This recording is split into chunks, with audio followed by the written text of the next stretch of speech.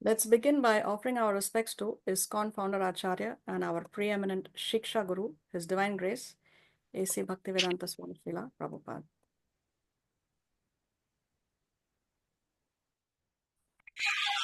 Hare Ram, Ram Ram.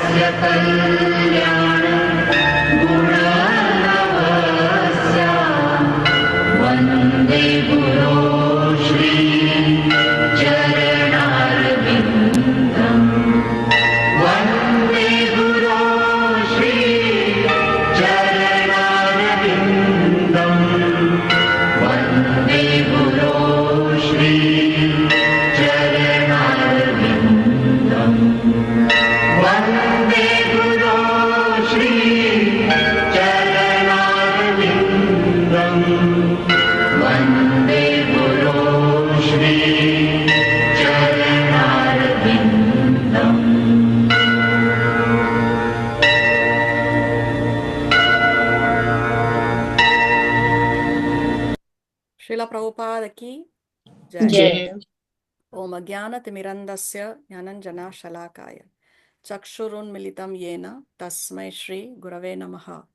Nama Om Vishnu Padaya Krishna Prestaya Bhutale Srimate Bhaktivedanta Swamin Iti Namine. Namaste Saraswate Deve Gauravani Pracharine Nirvishesha Shunyavadi Paschatya Pracharine. He Krishna Karuna Sindhu Dina Bandhu Jagatpate Gopesha Gopika Kanta Radha Kanta Namostute Tapta Kanchana Gaurangi Radhe Vrindavaneshwari Prishabhanu Sute Devi Pranamami Hari Priye Vancha Kalpataru Vyascha Kripa Sindhu Vyayevacha Patitanam Pavanebhyo Vaishnavebhyo Namo Namaha. Jai Shri Krishna Chaitanya Prabhu Nityananda Shri Advaita Gadadhar Srivasati Gaura Bhakta Vrinda. Hare Krishna Krishna Krishna Hare Hare Hare Rama Rama Rama Hare Hare. Please repeat after me. Om Namo Bhagavate Vasudevaya. Om Namo Bhagavate Vasudevaya. Om Namo Bhagavate Vasudevaya. Om Namo Bhagavate Vasudevaya. Om Namo Bhagavate Vasudevaya. Om Om Namo Namo Bhagavate Vasudevaya.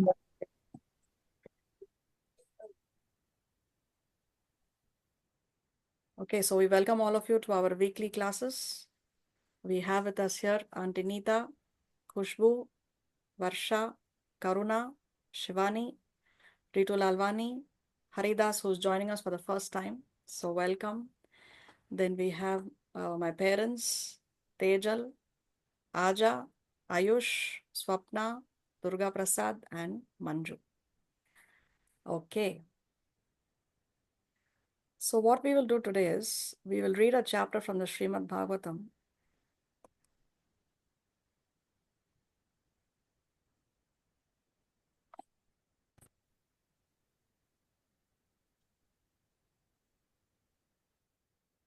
This chapter is from the 4th canto of the Srimad Bhagavatam, chapter 19. It is titled King Prithu's 100 Horse Sacrifices. So this was a very, very peculiar competition between the king of heaven versus the king of earth. Who is the king of heaven? Indra. Lord Indra, right? And Prithu Maharaj is the king of earth in this history we will see. It's actually after his name, King Prthu, that our planet was called Prithvi. No, it's after his name because he ruled over the entire planet And during his reign, the earth was producing surplus food grains, the cows were giving a lot of milk, and everything was very auspicious on the entire planet. He had complete dominance over the entire planet, and he was a very nice saintly king, Raja Rishi. Raja Rishi means saintly king, and therefore everything was very prosperous and very peaceful under his reign, and therefore under his because of his name only our earth was called Prithvi, as we said. So here there was a very peculiar competition between the king of heaven and king of earth in this story. So first we'll begin with a question: which do you think is greater, 99 or 100?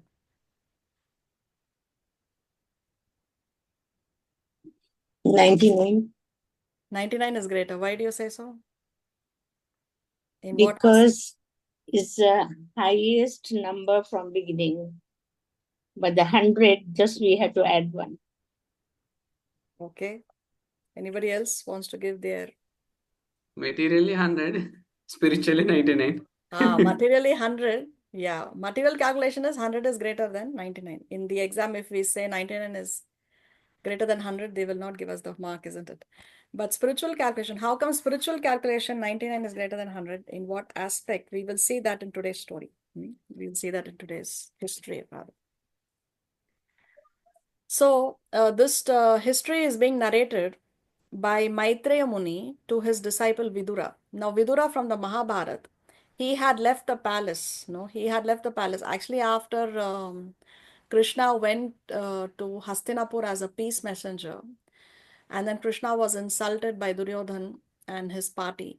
They did not accept Krishna's peace mission, peace proposal. Krishna also went on to say that just give me 5 villages, no, because the Pandavas are Kshatriyas, and Kshatriyas means they need a kingdom to rule. If a Kshatriya doesn't have the kingdom, what will a Kshatriya do? No, so Krishna said just give 5 villages out of this vast, huge kingdom that they had. Krishna said just give 5 villages, and the Pandavas will accept it.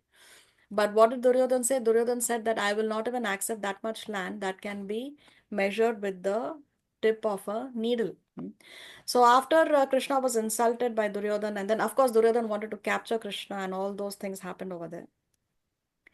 Then Vidura was insulted even by Duryodhan, and then Vidura left the place. So then Vidura traveled to many holy places, and during his travels he comes across Maitreya Muni. And when Maitreya Muni and Vidura had this great conversation, great transcendental conversation, and this particular incident was narrated by Maitreya Muni to Vidura. So let's read this from the purport by Srila Prabhupada. The incident referred to here is that Vidura left the protection of his elder brother Dhritarashtra when traveling everywhere to sacred places and met Maitreya at Haridwar. Shaunaka Rishi here inquires about the topics of the conversation between Maitreya Rishi and Vidura. So Shaunaka Rishi is a part of the great number of sages who had gathered at a place, and they were inquiring about the conversation. Okay, let's go back. See, the Srimad Bhagavatam is a conversation between which two personalities? Here is a conversation between Sukadeva Goswami and Maharaj Parikshit.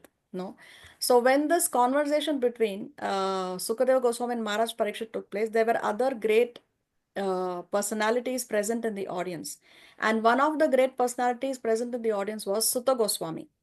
And then Sutta Goswami,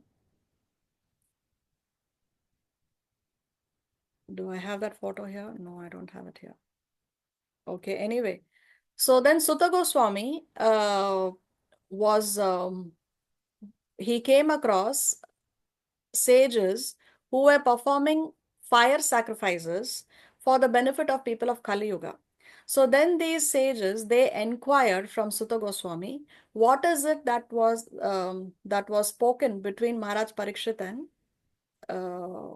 Sukadeva Goswami, no? So that time, these sages who had gathered there and they were inquiring from Sutta Goswami, their leader was Saunaka Rishi. So here, Saunaka Rishi is inquiring, no? So Saunaka Rishi is inquiring about the topics of conversation between Maitreya Rishi and Vidura. So then Prabhupada goes on to write here. Vidura's qualification was that he was not only a friend of the Lord but also a great devotee. When Krishna tried to stop the war and mitigate the misunderstanding between the cousin brothers, they refused to accept his counsel. Therefore, Shata or Vidura was unsatisfied with them and he left the palace. As a devotee, Vidura showed by example that anywhere that Krishna is not honored is a place unfit for human habitation. A devotee may be tolerant regarding his own interests, but he should not be tolerant when there is misbehavior toward the Lord or the Lord's devotee.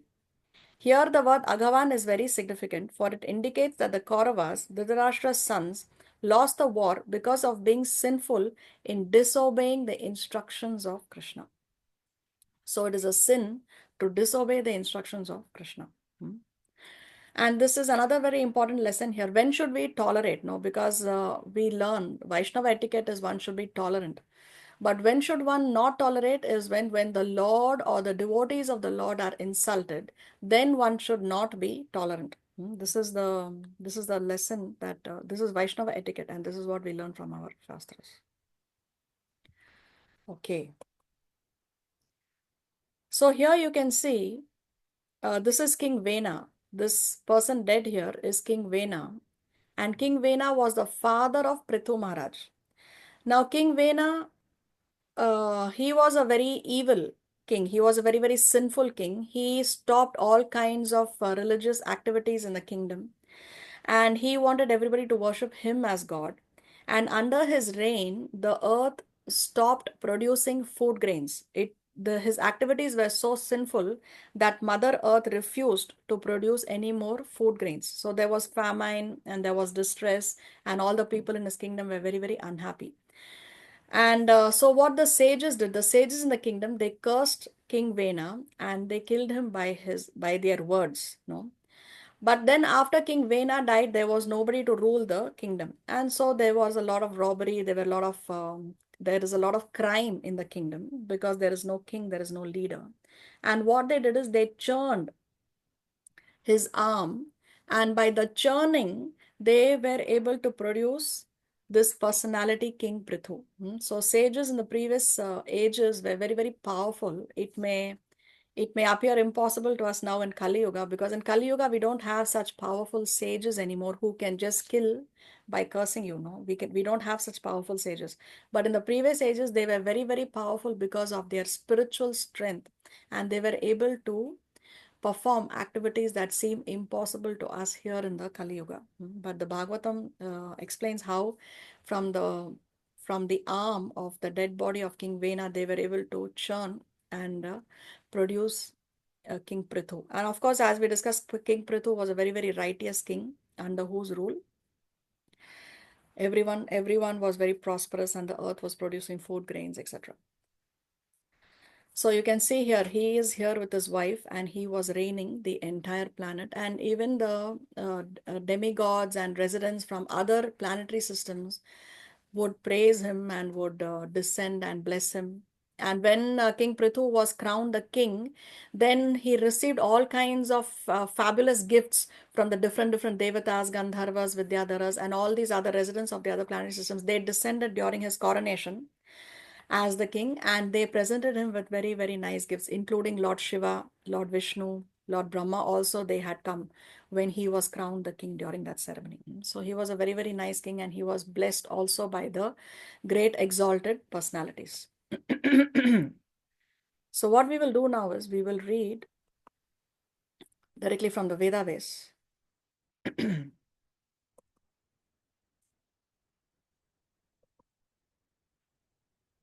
So if you go to your Vedas, you go to your Srimad Bhagavatam,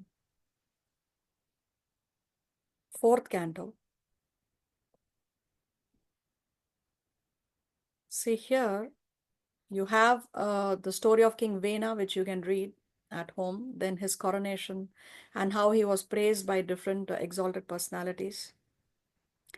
But today, so all these chapters are dedicated to King Prithu. What we will read today is chapter 19, King Prithu's 100 horse sacrifices.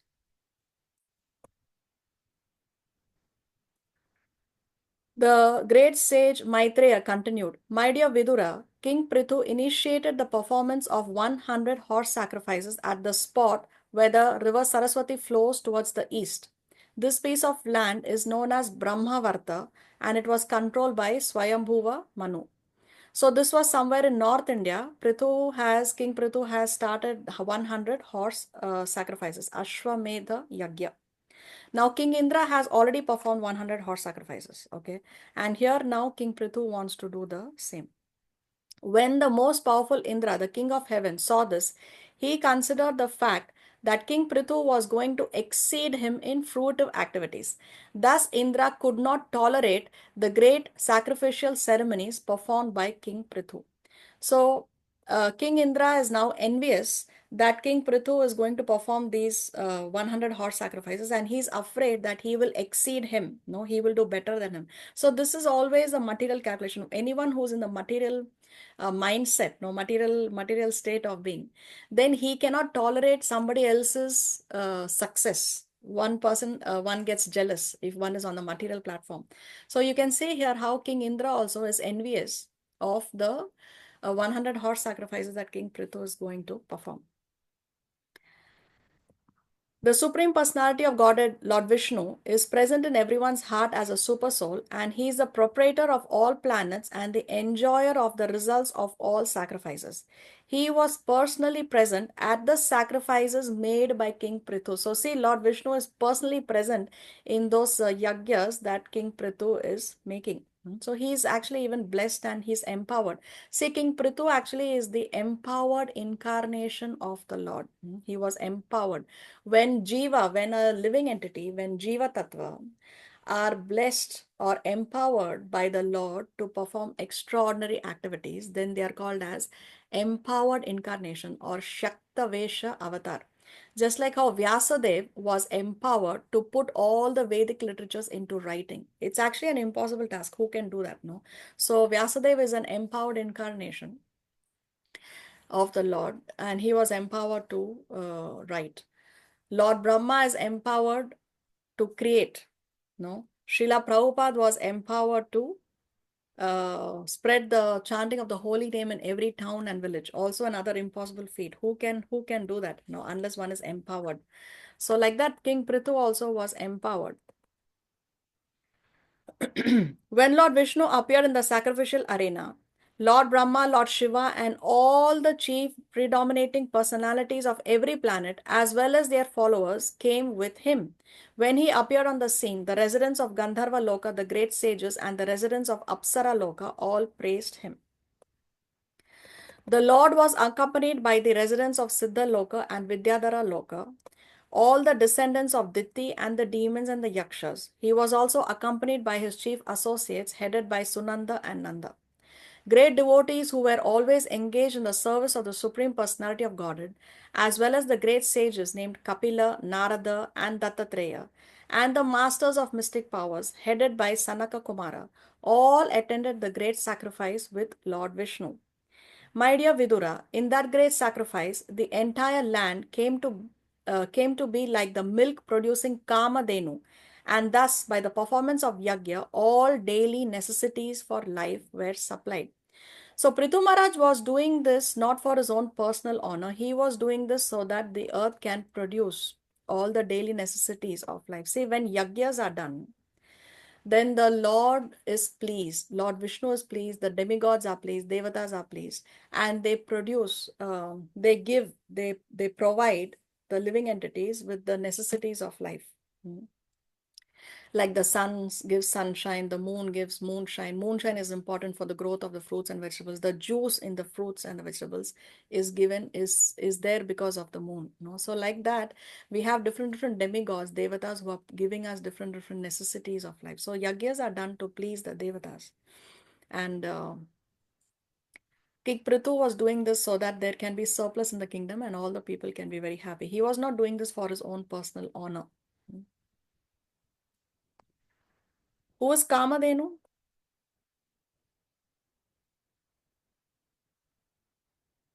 A cow?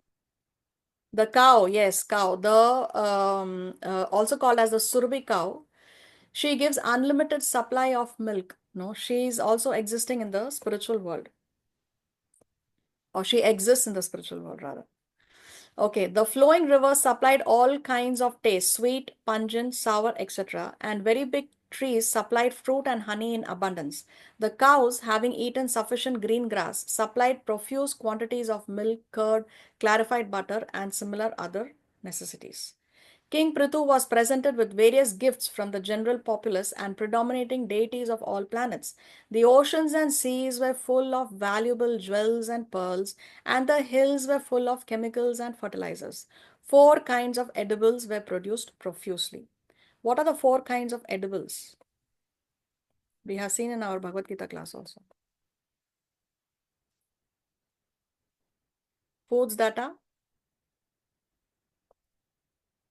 licked, foods that are chewed, foods that are swallowed, and food that are drunk.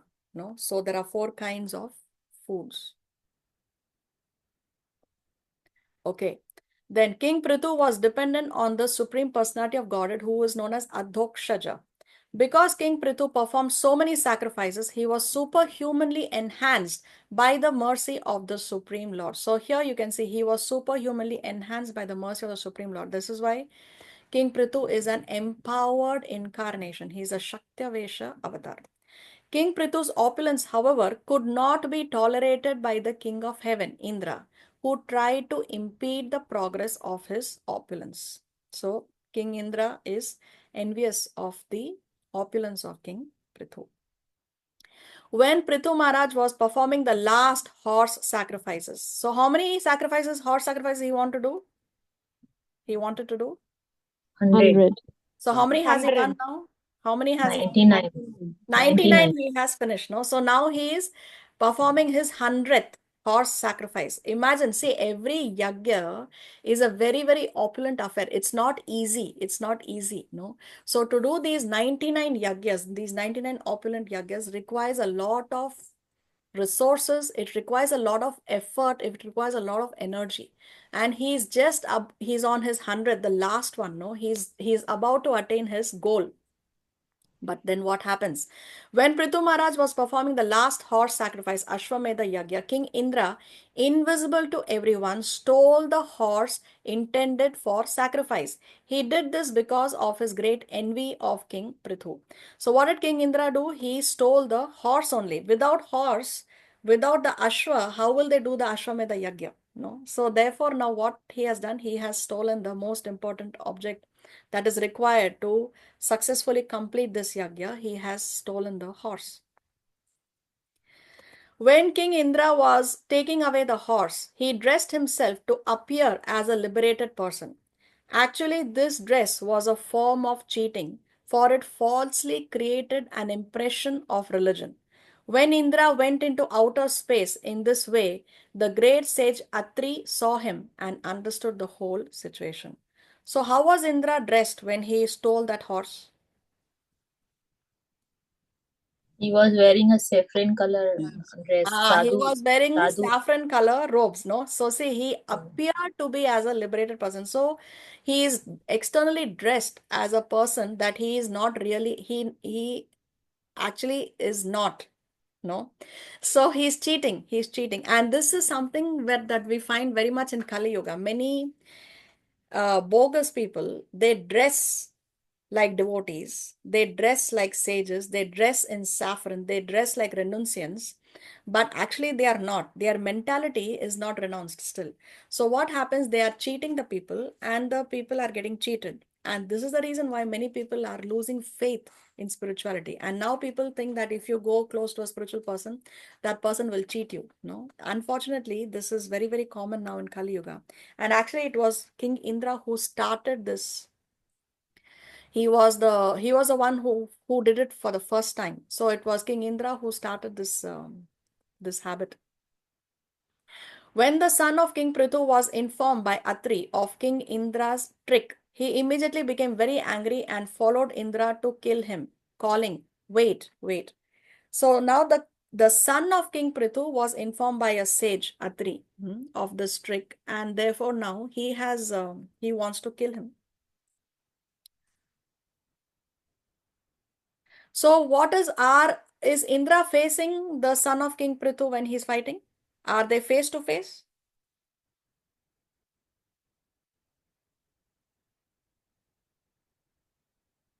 What can you say from this verse? Because son of King Prthu is calling him, wait, wait. So are they face to face? No, he No. must be leaving from there. Yes, of course, Indra is moving away. That's why the son of King Prthu is telling him, wait, wait, isn't it? So what is Indra doing? Indra is not even facing him in the battle. See, a Kshatriya would never leave the battlefield. Kshatriya principles means you fight the war or you die on the battlefield. Kshatriya principle is not that you can run away from the battlefield. So here, Indra, he is running away. No, he's not facing the son of King Prthu. Therefore, the son of King Prthu is saying, wait, wait.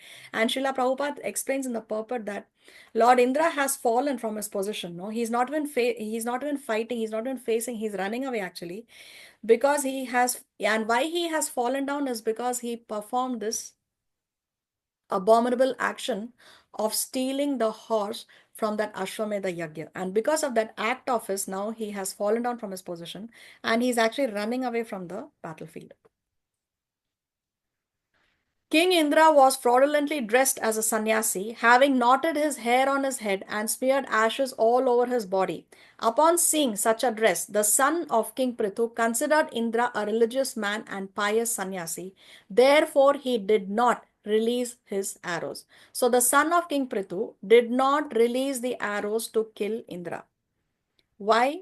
Because Indra was dressed as a sannyasi. Now, did the son of King Prithu know that this is Indra who's dressed as a sannyasi and he's not a sannyasi? Did he know that? Was he aware of it? Yes, because Atri told him that he's tricking the Indra. Exactly. Yes. So the son of King Prithu was very well aware that this is not a sannyasi. He is only dressed like that. This is actually King Indra, but still he was respecting the dress that he was wearing. No, the son of King Prithu was respecting the dress that he was wearing, and therefore he did not release the arrows. When Atri Muni saw that the son of King Prithu did not kill Indra but returned deceived by him, Atri Muni again instructed him to kill the heavenly king because he thought that Indra had become the lowliest of all demigods due to his impeding the execution of King Prithu's sacrifice. So Atri Muni told King Prithu's son that no, you must kill Indra because he has become the lowliest of all demigods, because he has stolen that horse, because he is interrupting the sacrifice of King Prithu. Thus being informed, the grandson of King Vena immediately began to follow Indra, who was fleeing through the sky in great haste. He was very angry with him, but he chased him just as the king of vultures chased Ravana. So now who is chasing whom? Let's see who's following the story. Who's chasing whom? Grandson of King Vena is chasing the So who's the grandson of King Vena? The son of? son of Prthu. Prthu. Son of Prthu, Prithu, isn't it? And he's chasing whom? Lord Indra. Indra. Lord Indra. And this is being compared to whom? The chasing of whom by whom in this verse? Is compared to the vulture chasing the Ravana. So who was this vulture who was chasing Ravana? The king of vultures who chased Ravana. Jatayu. Jatayu. Yes, very nice. Okay, let's continue. When Indra saw that the son of Prithu was chasing him, he immediately abandoned his false dress and left the horse. Indeed, he disappeared from that very spot, and the great hero, the son of Maharaj Prithu, returned the horse to his father's sacrificial arena. So, the son of King Prithu has been successful in bringing the horse back. And what has Indra done? He has abandoned his false dress and he has left the place. My dear Lord Vidura, when the great sages observed the wonderful prowess of the son of King Prithu, they all agreed to give him the name Vijitashva. Vijitashva means? Vijita means? Winner. Yeah. And Ashwa means? Winner of the horse. Yes. Ashwa means horse. So Vijitashva means one who has brought the winner of the horse, the one who has brought the horse back, the one who has been victorious in bringing the horse back. Okay. My dear Vidura, Indra, being the king of heaven and very powerful, immediately brought a dense darkness upon the sacrificial arena. Covering the whole scene in this way, he again took away the horse, which was chained with golden shackles near the wooden instrument where the animals were sacrificed. So now what has Indra done? He has again taken the horse away. The great sage Atri again pointed out to the son of King Prthu that Indra was fleeing through the sky. The great hero, the son of Prthu, chased him again. But when he saw that Indra was carrying in his hand a staff with a skull at the top and was wearing the dress of a sannyasi, he still chose not to kill him. So again, the same thing is being repeated. And again, the son of King Prthu chose not to kill Indra because of the same reason. When the great sage Atri again gave directions, the son of King Prthu became very angry and placed an arrow on his bow. Upon seeing this, King Indra immediately abandoned the false dress of a sannyasi and giving up the horse, made himself invisible. Then the great hero Vijitashva, the son of King Prthu, again took the horse and returned to his father's sacrificial arena. Since that time, certain men with poor fund of knowledge have adopted the dress of a false sannyasi.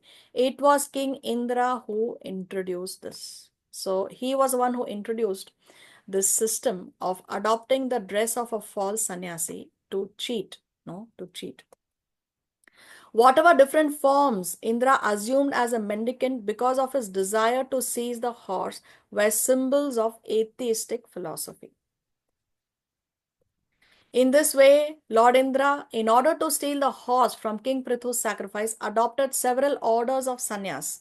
Some sannyasis go naked and sometimes they wear red garments and pass under the name Kapalika. These are simply symbolic representations of their sinful activities. These so-called sannyasis are very much appreciated by sinful men because they are all godless atheists and very expert in putting forward arguments and reasons to support their case. We must know, however, that they are only passing as adherents of religion and are not so in fact. So they appear as though they're religious, but they are not religious. No, unfortunately, bewildered persons accept them as religious, and being attracted to them, they spoil their life. So this is why it's very, very important that when we accept a guru, when we take shiksha, when we take advice from our superiors, we should make sure that they are all bona fide people. All are bona fide people. We should not fall in the trap of bogus people. Otherwise, we will be confused and we will spoil our life. Maharaj Prithu, who was celebrated as very powerful, immediately took up his bow and arrows and prepared to kill Indra himself because Indra had introduced such irregular sannyas orders. So now who is ready to kill him? Maharaj Prthu. Maharaj Prithu himself. No, Maharaj Prithu himself. You can see here.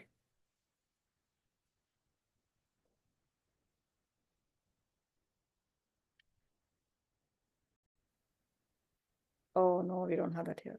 Oh, where was that photo? Here. See, here you can see. Lord Indra is here. He's taking the horse away. He's dressed in orange. He's dressed in saffron. No, and he has this staff here with that skull, with some renunciants they carry. And here you have Maharaj Prithu with his bow and arrow. You can see this picture here.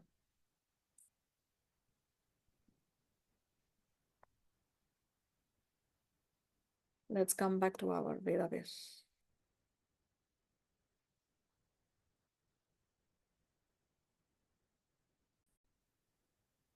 Okay, now, so why does Maharaj Prithu want to kill Indra himself? Because he was taking the horse again. Because he's In taking a- his horse? Yes. Anybody else wants to try? Because he had introduced such irregular sannyas order. Yes, that is the problem that Maharaj Prithu has with Lord Indra. Maharaj Prithu is not so upset that he's taking his horse. He is not so upset because he has interrupted his 100th horse sacrifices after he successfully completed 99. No, his problem, Maharaj Prithu's problem is that Indra is introducing such irregular sannyas orders. This is the reason why Maharaj Prthu wants to kill him. Because this is a very, very dangerous situation. See, it is a duty of the king, of the leader, to protect the society and to protect dharma in the society. And what Lord Indra is doing here is he is introducing a dharma in the society. No, he is introducing the system of cheating by dressing up in a way that he is not actually is. And because King Prthu is the king, it is his responsibility to stop all these kind of irreligious activities in the kingdom. And this is the reason why he wants to kill him. He is not wanting to kill him because he's taking his horse or because he's interrupting his 100th yagya. No. When the priest and all the others saw Maharaj Prithu very angry and prepared to kill Indra, they requested him, "O great soul, do not kill him, for only sacrificial animals can be killed in a sacrifice. Such are the directions given by the Shastra." So here the other great sages are advising Maharaj Prithu that you cannot kill him because in a yagya only the animals are sacrificed. No, only the animals are sacrificed. Now one may again say, okay, then if yagyas are done, animals are sacrificed, why cannot we kill animals? So we should understand that in the previous ages, when the cows or the horses were sacrificed, were killed and offered in the yagya, the Brahmins, they would chant mantras and bring the animal back to life. They could bring the animal back to life. So the animal would also benefit. Why? Because the animal was used in the service of the Lord. So the animal is getting benefited. And the animal is getting a brand new, fresh, youthful body. No. So this animal is getting a brand new, fresh, youthful body when the Brahmanas would chant the mantras and bring the animals back to life. But now in Kali Yuga, we do not have such powerful Brahmanas. We do not have Brahmanas who can chant mantras and bring the dead animal back to life. So therefore, in Kali Yuga, any kind of animal killing is completely prohibited. Completely prohibited. It's not allowed at all. Because in Kali Yuga, we don't have such powerful Brahmanas that we had in the previous ages. Okay. So here, the sages are advising Maharaj Prithu, don't kill Indra because here in this, only animals can be killed in this sacrifice. So if you do that, then it is against the Shastra. So Krishna said in the Bhagavad Gita, anything that is against Shastra is sinful. No? So they are saying don't engage in this kind of a sinful activity. Dear King, Indra's powers are already reduced due to his attempt to impede the execution of your sacrifice. See, when we commit sinful activities, then the powers are automatically reduced. No, purity is the force. Srila Prabhupada said, purity is the force. So if we can keep ourselves pure and we can keep ourselves free from sinful activities, then we will be empowered. No, then we will be empowered by the Lord to do even impossible activities.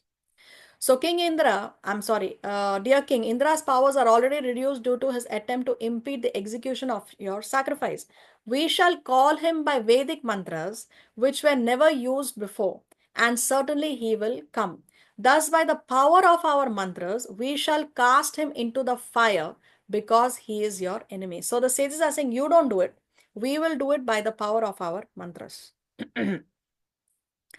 So the sages are also going to kill Indra. My dear Vidura, after giving the king this advice, the priests who had been engaged in performing the sacrifice called for Indra, the king of heaven, in a mood of great anger.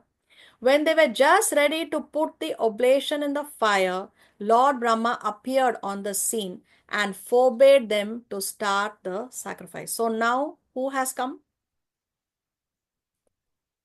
Lord Brahma. Lord Brahma has come, and what does he want to do? Is he going to support that Indra is going to be killed and Prithu is going to complete his 100th? No, he opposes. No. So he's saying because he's going to forbade them to start the sacrifice. Now, why is that? Let's see. Lord Brahma addressed them thus: My dear sacrificial performers, you cannot kill Indra, the king of heaven. It is not your duty. You should know that Indra is as good as the Supreme Personality of Godhead. Indeed, he is one of the most powerful assistants of the personality of Godhead. You are trying to satisfy all the demigods by the performance of this yagya, but you should know that all these demigods are but parts and parcels of Indra, the king of heaven. How then can you kill him in this great sacrifice? So remember, Lord Indra is the king of heaven. And king of heaven means he is the king of Swarga Loka, where all the devatas are residing. No, all the demigods reside in Swarga Loka. And Indra is the king of Swarga. He is the king of heaven. So Brahma is saying, how can you kill him? Because you are trying to please the devatas by this yagya. And Indra is the king of devatas. So how can you kill him? In order to make trouble and impede the performance of King Prithu's great sacrifice, King Indra has adopted some means that in the future will destroy the clear path of religious life. I draw your attention to this fact. If you oppose him any further, he will further misuse his power and introduce many other irreligious systems. So, Lord Brahma is saying that you will not be able to kill Indra. And in fact, if you oppose him any further, then he will create even more irreligious systems, because already he has created one irreligious system of donning a dress of a renunciant when he is not one. And after this, he will be even more angry if you oppose him any further, and he will introduce more adharma, more irreligious systems. So this is what Lord Brahma is saying. No, this is the reason why he doesn't want them to proceed with their plan. Let there be only 99 sacrificial performances for Maharaj Prithu. Lord Brahma concluded. So this is how Lord Brahma is solving the tense situation. He's saying, let it be, just stop at 99. It does not matter. It does not matter. So let there be only 99 sacrificial performances for Maharaj Prithu, Lord Brahma concluded. Lord Brahma then turned towards Maharaj Prithu and informed him that since he was thoroughly aware of the path of liberation, what is the use in performing these sacrifices? Because this is karma kanda, karma kanda. So this is not going to impede Maharaj Prithu from going back home, back to Godhead, no? Because Maharaj Prithu is a devotee, and he is not depending on that only if I finish the 100 horse sacrifices, I can go back to the spiritual world. No, that's not what is required. So Lord Brahma is reminding him that, see, he's informing that what is the use in performing more sacrifices? Lord Brahma continued, let there be good fortune to both of you, for you and King Indra are both part and parcel of the Supreme Personality of Godhead. Therefore, you should not be angry with King Indra, who is non-different from you. So how come Prithu is not different from Indra? Because? They are both are king. He's the king of heaven and he's the king of earth. Okay, very nice. Any more answers? And both are the part and parcel of the Supreme Personality of Godhead. Exactly. This is what Lord Brahma is saying. Now, both of you are part and parcel of the Supreme Personality of Godhead. Therefore, he is not different from you. Lord Brahma is saying. See, this is something that we also need to apply in our lives. No, we come across so many people, and there may be people we don't like, we may not get along, but we must always be respectful to everyone, because the Paramatma that is residing in our heart is the same Paramatma that is residing in their hearts. So even though we may not be able to get along with someone, we must always be respectful, not turn our face away when we see someone, because the Paramatma is residing in the heart of every living entity. We are all parts and parcels of Krishna. So at least for the sake that the Paramatma is residing in the heart of that person, we should be respectful. If you don't get along, then don't get intimate with that person, but always maintain social etiquettes. No, you can greet them, and you can speak to them. Okay, Hare Krishna, how are you, Prabhu? Thank you very much. And you can stop at that. Don't get intimate with that person, but don't disrespect a person, because you when you respect a person, you are not respecting the person, you are respecting the Paramatma that is residing in the heart of that person. So we must be respectful to all living entities, not only human beings, but all the living entities, because Paramatma is residing in the heart of all the living entities. My dear king, do not be agitated and anxious because your sacrifices have not been properly executed due to providential impediments. Kindly take my words with great respect. You should always remember that if something happens by providential arrangement, we should not be sorry. The more we try to rectify such reversals, the more we enter into the darkest region of materialistic thought.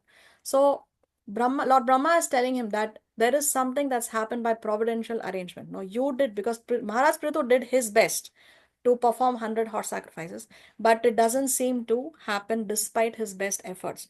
So one must understand that this is the will of the Lord. This is the will of the Lord. So we should not try to rectify such reversals.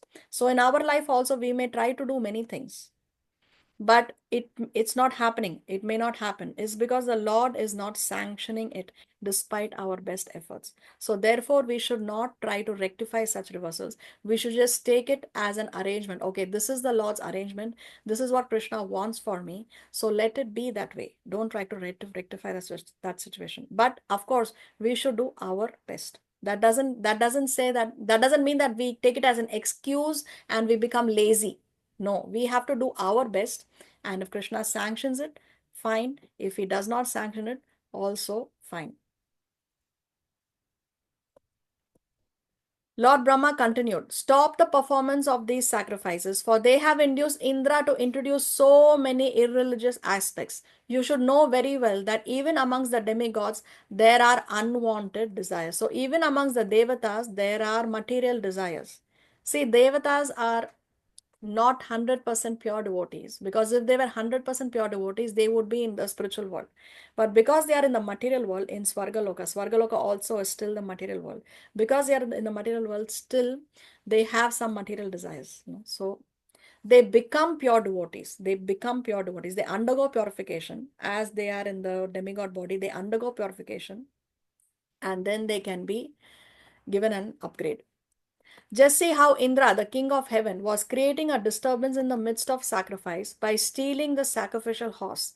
These attractive sinful activities he has introduced will be carried out by the people in general. Remember, in Bhagavad Gita, Krishna said, whatever actions a great man does, the common people will follow. No, this was something that Krishna told Arjuna when Arjuna wanted to leave the battlefield. No, one of the reasons Krishna gave to Arjuna that he should fight was this: that whatever great people do, the common man will follow. So same thing here, Lord Brahma is saying.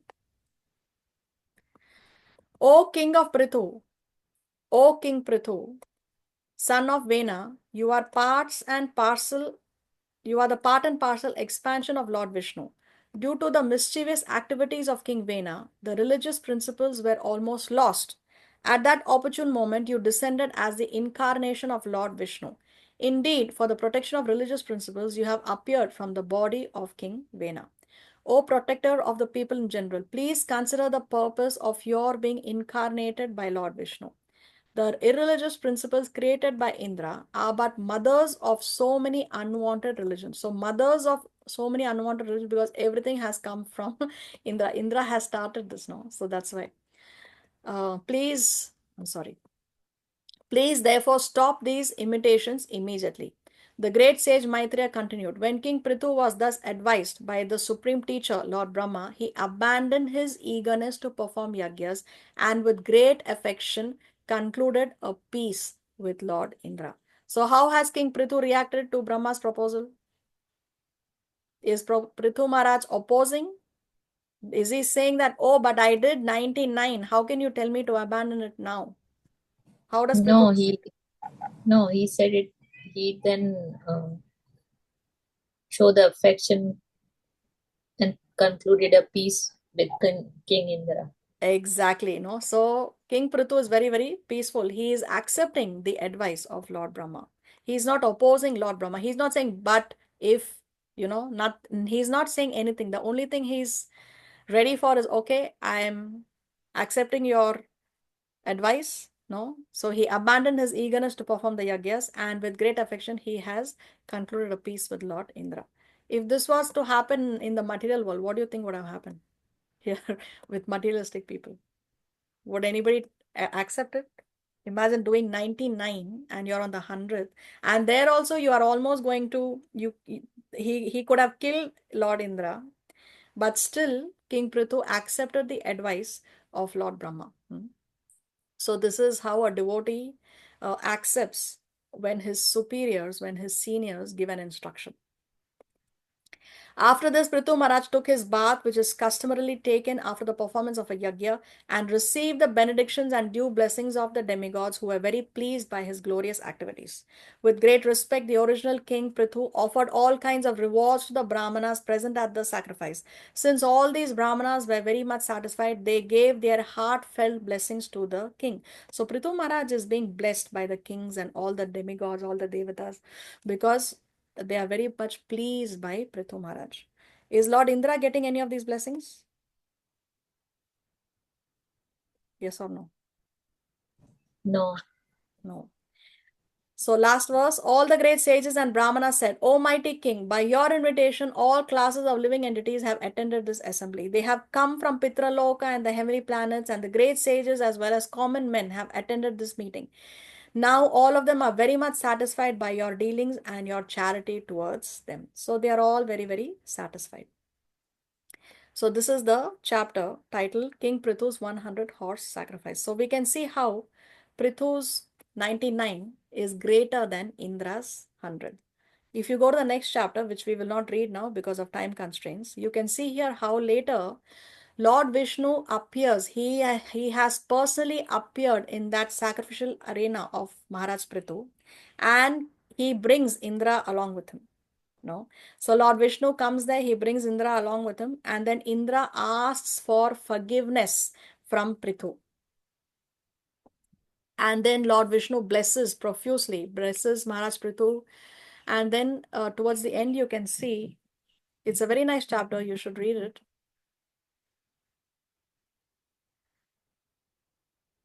And then Lord Vishnu tells Prithu, what is it that you want? You can ask for any benediction. So this is the blessing that Maharaj Prithu is asking for. He says, now I wish to engage in the service of the lotus feet of the Supreme Personality of Godhead and serve just like the goddess of fortune who carries a lotus flower in her hand, because his lordship, the Supreme Personality of Godhead, is the reservoir of all transcendental personality qualities. I am afraid that the goddess of fortune and I would quarrel because both of us would be attentively engaged in the same service. So what Prithu Maharaj is asking for, no, Lord Vishnu has personally appeared there. He has come with Indra. Indra has asked for forgiveness, and Lord Vishnu tells him that, okay, you can ask for a blessing. And he says, I just want to serve. I want to engage in the service of the lotus feet of the Lord. This is the blessing, this is the benediction that he wants. Because actually, this is the greatest blessing. There can be nothing better, no activity can be better than serving the lotus feet of the Lord. And this is the blessing that he asks for. You can read this, is a very, very nice chapter. At your convenience, you can read it. So here, let me come back. I have a photo here.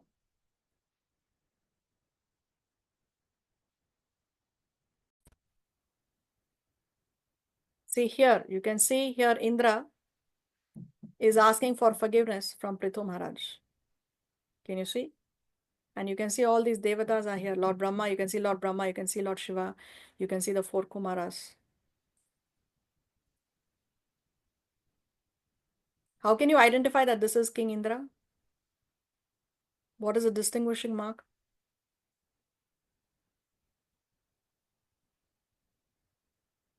The eyes all over his body. Yes, his body is completely covered with eyes, no, because of a curse.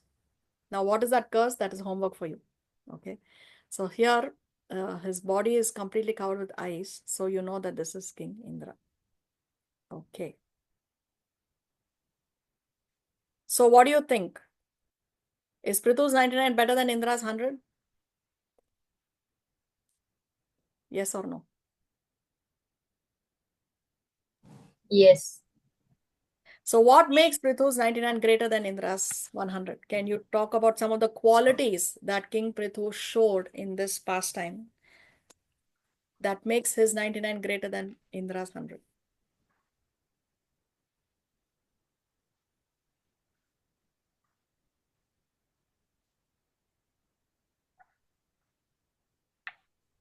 Forgiveness. Forgiveness. He was willing to forgive Indra. Very nice. That's a quality of a Vaishnava. No, a Vaishnava always forgives. He doesn't take offenses. Very nice. What else? Obey your spiritual master. Exactly. He was ready to obey without any questions asked. No, he was ready to obey what Lord Brahma said. He just took his instruction as it is. Very nice. So he is humble and submissive. No, he is submissive to his superiors. Yes, very nice. What else?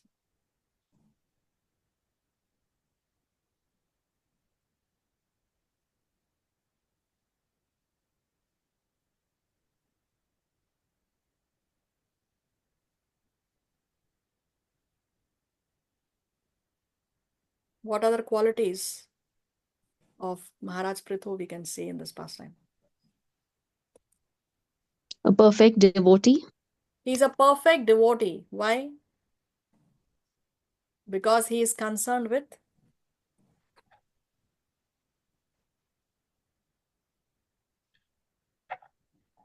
he's not concerned about his own achievements, no, but he just wants to please the Lord. And Lord. this is what a devotee does. For a devotee, the only thing that matters is the Lord pleased or no. Nothing else matters for a devotee. Very nice. What else?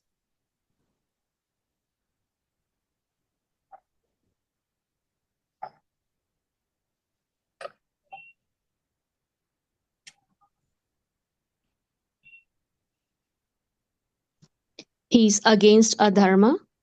He is against adharma. Yes, he wanted to kill Indra not because he stole his horse, but because Indra was spreading adharma. Yes, very nice.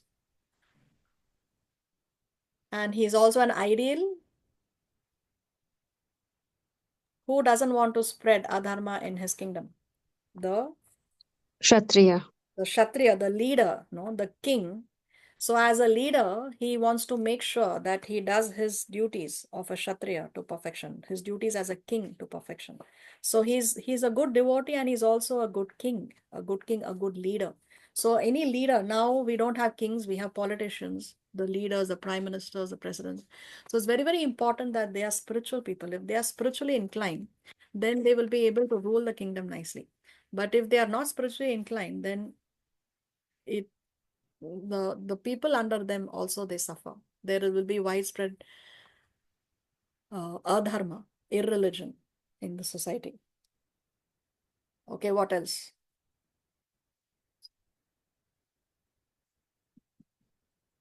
What are the qualities of King Prithu? Compared to Indra, Indra was envious. Was Prithu envious? No. Yeah, but Indra was envious of King Prithu, isn't it? But Prithu was not envious that no, but he did 100. I also want to do 100. That was not Prithu's thinking. Okay, let's see what we have here on the list. Maharaj Prithu was completely detached. So how do you say that he was detached? How can we say that he's detached?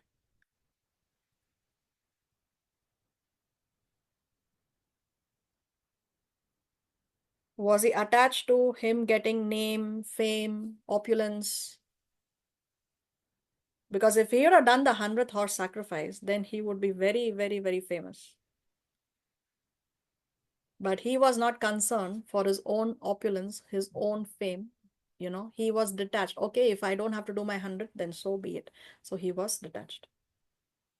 He was also a responsible king. No, this is the reason why he, as we already discussed, he didn't want irreligion to be spread. So he was responsible. He took the responsibility of a good leader. Submissive. He was very, very submissive to the words of his superior, to the words of Lord Brahma. He was very, very flexible. It's not that he was adamant and stubborn that no, I have to do my 100th horse sacrifice. He was flexible. He was willing to change his plans even after he did 99 of those yagyas. He is dependent on God. He is completely dependent on the mercy of the Lord. He is forgiving, we already discussed, and he is a man of supreme character. Supreme character. blessings and mercy from Lord Brahma and Lord Vishnu. So he got the mercy and the blessings of Lord Brahma and Lord Vishnu, but not Indra, not Indra. So this is why his 99 is greater than Indra's 100. So one's glory, we must always remember this, one's glory depends not on the size of one's accomplishments, but on the quality of one's consciousness and character. So one may be materially accomplished, whether it's wealth or beauty or material education, anything. But one's glory does not depend on the size of your accomplishment, but on the quality of one's consciousness and character. What kind of a character are you? And what is your consciousness? How pure is your consciousness? So one's glory depends on that. This is what we learn. This is not an exact quote from Srila Prabhupada, but this is what we learn from his purports in this particular chapter. See, now let's discuss responsibility versus attachment. So we say that Prthu Maharaj was responsible, and we also understand that he was detached. So sometimes we may be confused. If we take the responsibility, then we should also be attached to our mission. And if one is detached, then it doesn't mean that we don't take the responsibility of the things that we have to do, because Prthu Maharaj was detached, but still he took the responsibility. So let's read this. It's natural to be attached to our accomplishments, desires, and plans, but attachment shouldn't make us irresponsible. And detachment doesn't mean giving up responsibility. Responsibility shouldn't lead to undue attachment, and detachment doesn't mean irresponsibility. So, Prthu Maharaj was one who perfectly balanced the two things. Then submissiveness versus stubbornness. Stubborn people cannot be convinced by logic or reason or good advice. If asked to compromise, they might become more stubborn. On the other hand, submissive people follow a good advice, such as from experienced superiors, even when it is difficult to follow. People who are submissive to worthy superiors are often bestowed the necessary intelligence and information to comprehend things from a broader perspective. Stubborn people who block their ears to good advice are deprived of a better understanding of life. So, therefore, when one is submissive, then one receives the blessings, one receives more intelligence and more information from the superiors. But if one is stubborn, that means you just don't want to hear anything from anybody. So, how will how will your intelligence grow? How will you get a better understanding? So, submissiveness versus stubbornness. Dependence on God versus insecurity. We should do our duties with all good intentions and fight to overcome any obstacles to the best of our capacity. Man proposes and God disposes. But we also need to understand that everything is not in our control, and we need to leave room for the unexpected. When things are ordained by higher powers, we need to learn to submit to the situation and welcome the will of God. Such dependence on God's will make us peaceful in any situation. So this also we discussed when we were reading the translations. Envy. Envy of others is actually self-envy. One's envy intended to destroy others ultimately destroys oneself. In an immature mind, envy manifests when one sees another's success. If not eliminated in the beginning, envy turns into action, damaging oneself and others. Actually, envy is an indirect appreciation of others. Why not glorify others directly? No. So when we are envious of others, then we are destroying ourselves. It's not affecting somebody else. No. We are only destroying ourselves. That envy is burning us only. And that envy is actually what we are actually appreciating the other person. So why am I envious of somebody else? Because that person has something better than me and I appreciate that in that person. So actually envy is an indirect appreciation of the others. So instead of being envious, it's better to appreciate that directly than to appreciate it indirectly through being envy. So it's better to directly glorify others. That is a Vaishnava quality. A broad vision versus a quick solution. See, Brahma disapproved of Indra's action, but he didn't disown Indra.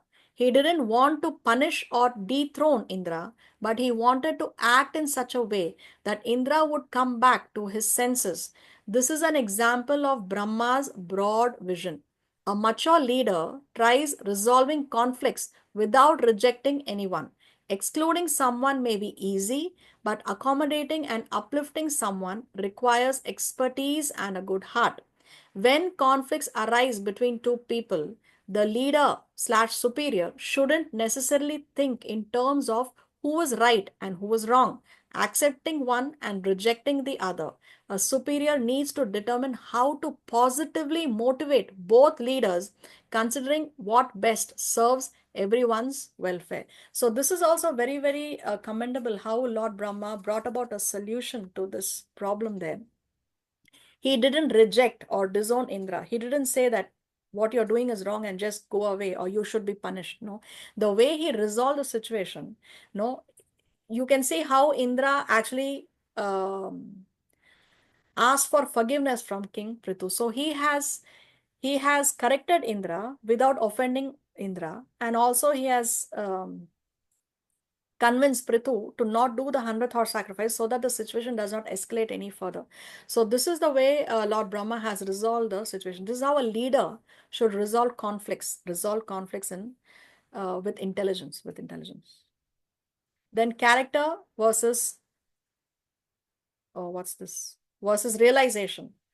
Prithu's flexibility in conflict, submissiveness to superiors, detachment from ambition, responsibility towards his citizens, forgiveness of a wrongdoer, dependence on God's will, acceptance of good advice, willingness to compromise, blessings from Brahma, mercy from Lord Vishnu, and the pure devotion in his heart, all together are millions of times greater than 100 horse sacrifices. One's glory depends not on the size of one's accomplishments, but on the quality of one's consciousness and character.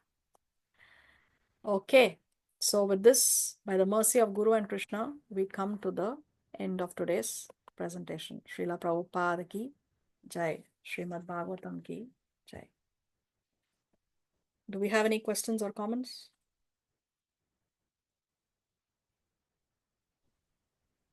Hare Krishna Mataji. Hare Krishna.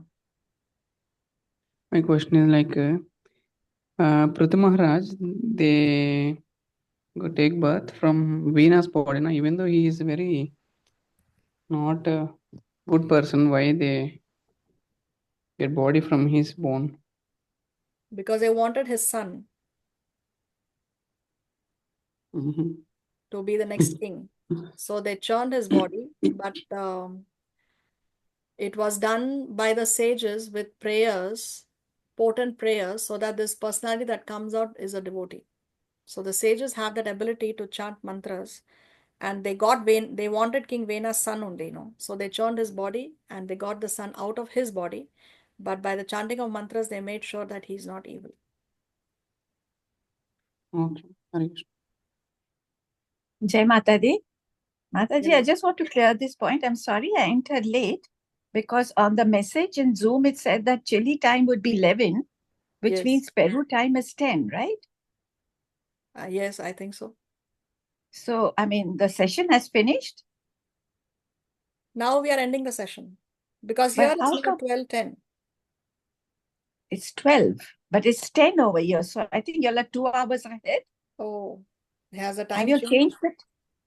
Oh, I didn't realize that. Okay. Okay, yeah, probably there is a time change. But here it's 12:10 right now. So you are 2 hours behind us. But first it was just 1 hour behind, right? Yeah. Oh, Chile y'all have clock has changed not time. changed recently. Has the Peru clock changed? No, not at all. We don't change timings. Y'all don't change timings. No, because right now it's 10 o'clock over here. So I don't know what the confusion was, but yes, for you to know now, we are 2 hours ahead of you. Okay. So sorry Chile about clock that. changes in the summer and in the winter. Twice a year we change. Okay, y'all change timing. So maybe y'all have changed now. No, recently we And have not had a time change. because the last session that I entered was just 1 hour, Last time week? difference. When did you enter? Last week? Yeah, yes, I did. No, last week we had the same time. We've not changed time now. I don't know But where's the anyway, confusion. something happened. So, but Right, now you know that right. you're 2 hours behind us. Okay. In fact, or maybe, and I'll contact you privately. Okay. Okay. Yeah, as okay, you wish. thank you. Okay. Thank you. Okay. Hare Krishna. Anything else? I have a question. Yes. Do we know what kind of punishment Indra gets when he did that? What did they do to him? See, when somebody is punished, what is the goal behind the punishment is to reform the person, right? Yeah. But Indra was reformed without being punished. So what is the need what is the need for any punishment? Because he's already reformed by the intelligence of Lord Brahma. But then he learned. How did he learn then? What he did is not right.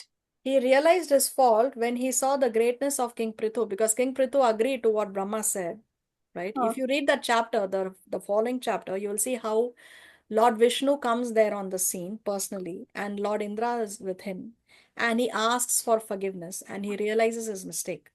So normally when you punish someone, even when a mother punishes a child, is so that the child is reformed. But here Indra was reformed without having to receive any punishment by the intelligent solution that Lord Brahma brought about. Okay, they don't need a punishment like us. Okay. No, they need sometimes. Okay. Sometimes they are punished. But in this case, the reformation took place without any punishment. So there was no need for the punishment. And also, I have a question. In olden days, kings called kshatriyas, right? And nowadays it's a politician. Oh my God, I forgot my question. Okay. Why? Okay. I will come back. Let me think. Okay. Anybody else?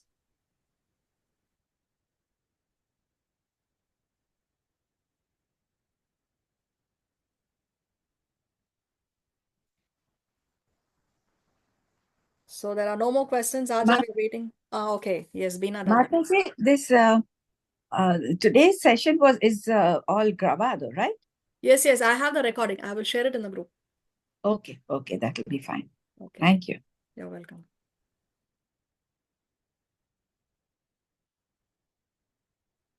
So Aja, did you remember your question?